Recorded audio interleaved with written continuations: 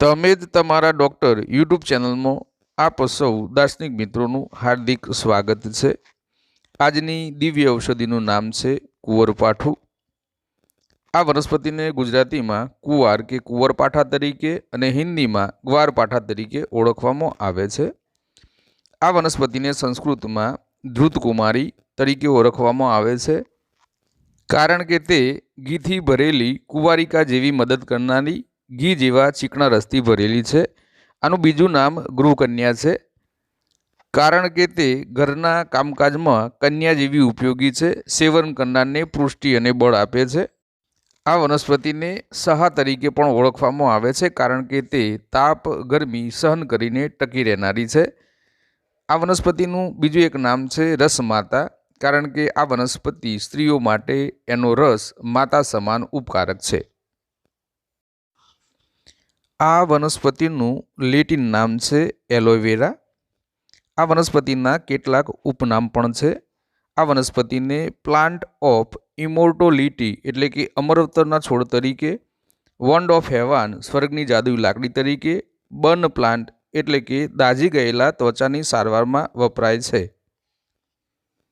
કુંવરપાઠાના કેટલાક ગુણો: કુંવરપાઠું સ્વાદે કડવી, મધુર, શીતળ, રસાયણ, પુષ્ટિકર, વીર્યવર્ધક, ચીકણી, ત્રિદોષહર, વધુ માત્રામાં રેચક, પીડાહર, મૂત્રલ, માસિક લાવનાર, ગર્ભ સ્રાવ કરનાર, ઓખ માટે હિતકર, યકૃત ઉત્તેજક, કુર્મી, દાહ મટાડનાર, શોથહર, વર્ણશોધક, રક્ત શુદ્ધિકર અને ત્વચા રોગનાશક છે।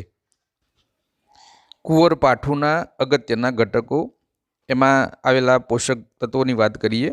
તેમાં calcium, chromium, copper, magnesium, potassium, zinc, selenium, manganese, sodium, folic acid, vitamin A, vitamin બી12, વિટામિન સી, વિટામિન ઈ, શર્કરા એટલે કે સુગર, કાર્બોહાઈડ્રેટ્સ, પ્રોટીન, રેસા, ભેજ, લિગ્નિન અને સેપોનિન જેવા એન્ટીઓક્સિડન્ટોનો પણ સમાવેશ થાય છે।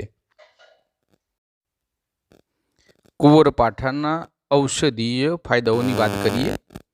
એનો પહેલો એક ફાયદો કબજિયાતથી સદૈવ આપણને બચાવે છે, કારણ કે કુંવરપાઠાનો એક મહત્વનો ગુણ લેક્ઝિટિવ એટલે કે રેચક છે। સાથે સાથે એમાં રેસા એટલે કે ફાઇબરનું પ્રમાણ પણ વધુ માત્રામાં છે। એટલે આ કુંવરપાઠાનું ગર્ભના રસનું સેવન કરવાથી સદૈવ પેટના રોગોથી બચી શકાય છે, કારણ કે ચરબીયુક્ત, ચીકણો, તરેલો, આથાવાળો, ભેળસેળવાળો તથા વાસી ખોરાક ખાવાથી ઓતડાની દિવાલ ઉપર ચીકણું પડ જામી જાય છે।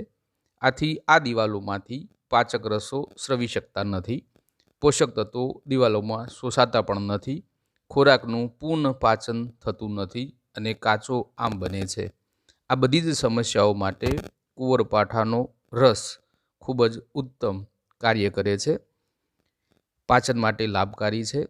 નિયમિત રૂપે લેવાથી ઓતરડાની કાર્યક્ષમતા વધારે છે, ઓતરડાને સુદૃઢ બનાવે છે, અધિક માત્રામાં જમા થયેલી ચરબી તથા કોલેસ્ટેરોલ ઘટાડવામાં આ વનસ્પતિ કારગત છે। કુંવરપાઠાના રસનો ઓછી માત્રામાં સેવન કરવાથી બોધેલો અને સુવાળો મળ બહાર આવે છે, અને વધુ માત્રામાં લેવાથી મળને પાતળો કરીને બહાર કાઢવામાં મદદરૂપ થાય છે। કુંવરપાઠાનો એન્ટી ઇન્ફ્લામેશન એટલે કે બળતરા વિરોધી ગુણ અને આયુર્વેદ પ્રમાણે આ વનસ્પતિ શોથહર છે, એટલે કે સોજો મટાડનારી છે।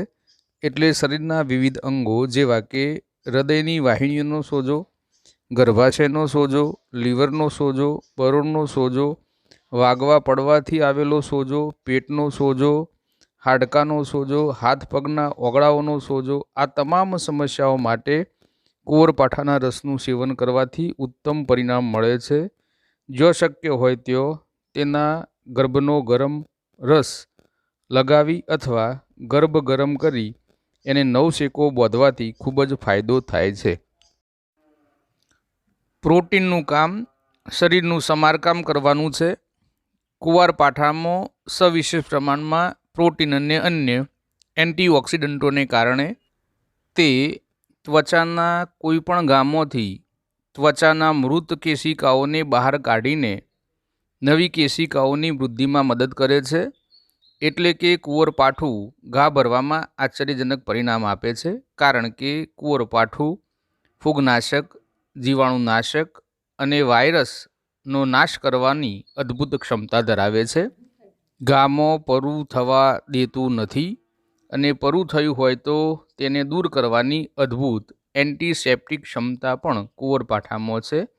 આ માટે ઘા, વાઢિયા, ચીરા વગેરેમાં હળદર સાથે કુંવરપાઠાનો રસ મિશ્ર કરી લેપ કરી પાટો બાંધવો. ગુમડું પાક્યું હોય અને રૂઝાઈ ગયું હોય, ઘા પડ્યો હોય અને રૂઝાઈ ગયો હોય, દાઝ્યા પછી ઘા મટી ગયા હોય, ખીલ થયા પછી મટી ગયા હોય, પરંતુ તેના ડાઘા શરીર ઉપર રહી જાય છે, તે સહેજે મળતા ન હોય ત્યારે આ ડાઘ ઉપર કુંવરપાઠાના ગર્ભની નિયમિત માલિશ કરવાથી ડાઘા ધીમે ધીમે ઝોખા પડે છે. આ પ્રયોગ ઘણા લાંબા સમય સુધી ધૈર્ય સાથે કરવો. હાથની કોણીઓ ઉપર કાળા ડાઘ પડી ગયા હોય, પગની ઘૂંટી ઉપર કાળા જામી હોય કે શરીર પર જો કાળા ડાઘ પડ્યા હોય ત્યાં તેમજ કાળા કુંડાળાવાળા ભાગ ઉપર કુંવરપાઠાના ગર્ભની માલિશ ધૈર્યપૂર્વક લાંબા સમય સુધી કરવાથી ડાઘ દૂર થાય છે. આ માટે કુંવરપાઠાનો રસ, એમાં ચપટી હળદર, 10 થી 12 ટીમ્પા કડવા લીમડાના પાનનો રસ, 5 ટીમ્પા લીંબુનો રસ નાખી હળવા હાથે નિયમિત માલિશ કરવી. કુંવરપાઠામાં ભેદન ગુણ ત્વચા માટે ખૂબ જ ઉપયોગી છે. કુંવરપાઠુંનો રસ પાણી કરતાં 4 ગણી વધારે ઝડપે શોષાવાની ક્ષમતાને કારણે ત્વચાના બધા સ્તરો સુધી તેનો પ્રભાવ બતાવે છે. એટલે ચહેરા પરના કાળા ડાઘ, ખીલ, એક્ઝિમા, ત્વચાની બળતરા, બળવા કે દાઝવાથી થતા ફોલ્લા માટે કુંવરપાઠાના રસની નિયમિત માલિશ ખૂબ જ લાભદાયક છે. ઉનાળાની ગરમીમાં તેનો લેપ સનસ્ટ્રોકથી અને વાતાવરણીય પ્રદૂષણથી ત્વચાને સુરક્ષિત રાખે છે. આ સાથે વાળમાં નિયમિત એલોવેરા જેલનો ઉપયોગ કરવાથી વાળ સુવાળા, ચમકીલા, લોબા બને છે. ખોડો, માથામાં ટાલ પડવી, ખંજવાળ અને જૂ જેવી સમસ્યાઓથી સદૈવ આપણને બચાવે છે. આ માટે કુંવરપાઠાના રસમાં તલના તેલને મિશ્ર કરી સતત ત્વચાના ભાગે માલિશ કરવી, જેના કારણે વાળના ફોલિકલ્સ મજબૂત બને છે. કુંવરપાઠાનો ભેદન અને ડાયુરિટિક એટલે કે મૂત્રવર્ધક ગુણ આ કિડની રોગોથી સદૈવ આપણને બચાવે છે. મૂત્રવર્ધક ગુણને કારણે શરીરમાં જમા થયેલા વિષ તત્વો અથવા ઝેરી ઘટકો આ યુરિન મારફતે શરીરની બહાર નીકળે છે. જેને સ્ટોન બનવાની સમસ્યા અથવા ચિંતા હોય એ મિત્રો રોજે રોજ 1 ચમચી કુંવરપાઠાના રસનું નિયમિત સેવન કરવાથી નાના નાના સ્ટોન અથવા પથરીના કણો આ પેશાબ દ્વારા બહાર નીકળે છે.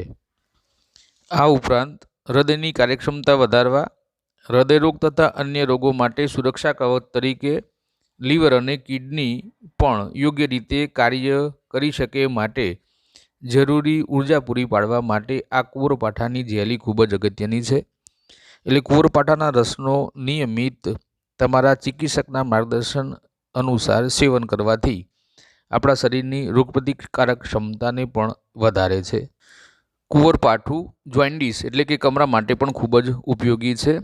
પિત્તરસ ઓતડામાં ન જતો લોહીમાં ભળે ત્યારે કમરો થાય, આવી સ્થિતિમાં કુંવરપાઠાનો રસ પિત્તાશયની ક્રિયાને વ્યવસ્થિત કરે છે અને કમળો મટાડે છે.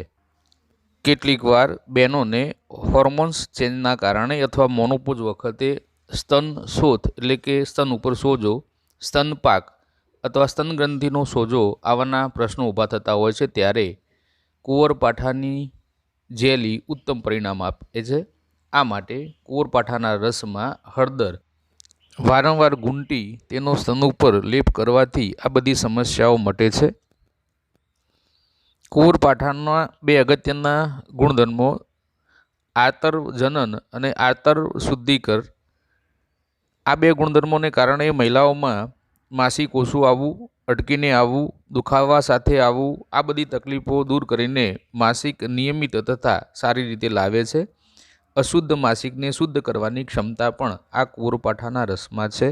એટલે 1 ચમચી રસનું નિયમિત સેવન કરવાથી આ બધી સમસ્યાઓમાંથી છુટકારો મળે છે.